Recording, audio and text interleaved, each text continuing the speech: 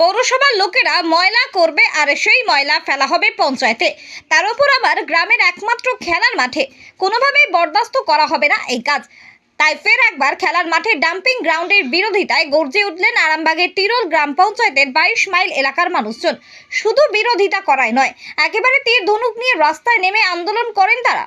প্রসঙ্গত, দীর্ঘদিন ধরেই এই 22 মাইল এলাকায় আরামবাগ পৌরসভার একটি ডাম্পিং গ্রাউন্ড তৈরি করাকে কেন্দ্র করে বারবার ওই এলাকায় ক্ষোভ বিক্ষোভ দেখা গেছে।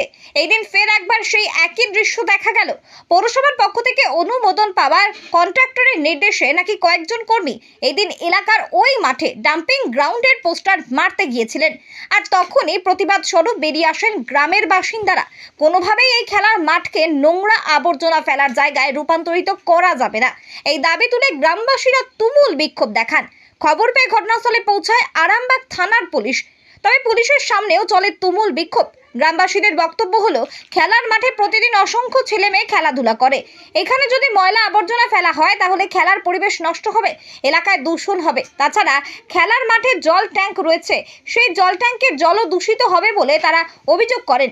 আর মূল বিষয় হলো, পৌর এলাকার নোংরা আবর্জনা কোনোভাবেই পঞ্চায়েতের মানুষদের দুর্ভোগের কারণ তারা হতে দেবেন না। তীর ধনুক নিয়ে বিক্ষোভ কেন?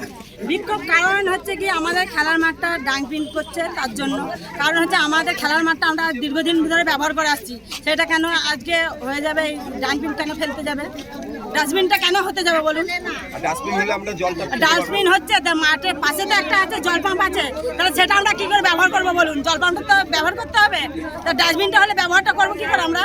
এছাড়া পৌরসভার নোংরা আবর্জনা, পৌরসভার নোংরা আবর্জনা আমরা কিসের জন্য আমাদের এলাকায় ফেলতে দেবো বলুন? পঞ্চায়েতে ফেলতে।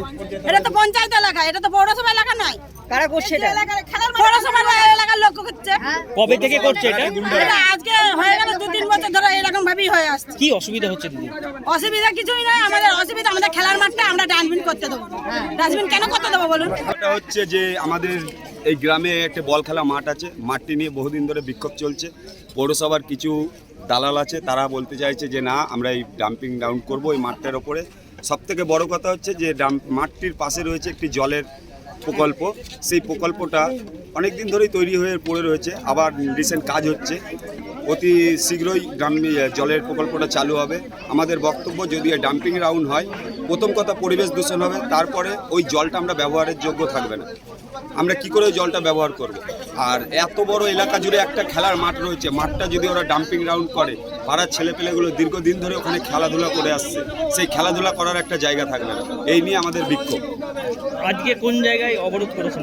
আজকে অবরোধ করিনি, পৌরসভার কিছু মাফিয়া গুন্ডা আছে, তারা বারে বারে কিছুদিন পরপরই কোনো দিন ব্যানার লাগাচ্ছে, কোনো দিন শিলান্যাস লাগাচ্ছে, কোনো দিন এসে ইট ফিট লাগিয়ে বালি ঢালি নামিয়ে ওরা কী সব উদ্বোধন করছে।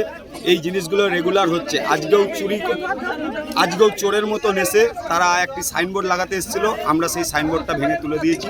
যেহেতু এটা পঞ্চায়েত, পৌরসভার কোনো সাইনবোর্ড বা কোনো প্রকল্প আমাদের পঞ্চায়েত আমরা মেনে নেব না। গ্রামবাসীরা এই মাঠকে খেলার মাঠ বললেও আরামবাগ পৌরসভার চেয়ারম্যান সমীর ভান্ডারী অবশ্য বলেছেন, ওটা কোনো খেলার মাঠ নয়, ওইটা পৌরসভার নামের রেকর্ডভুক্ত একটি জায়গা।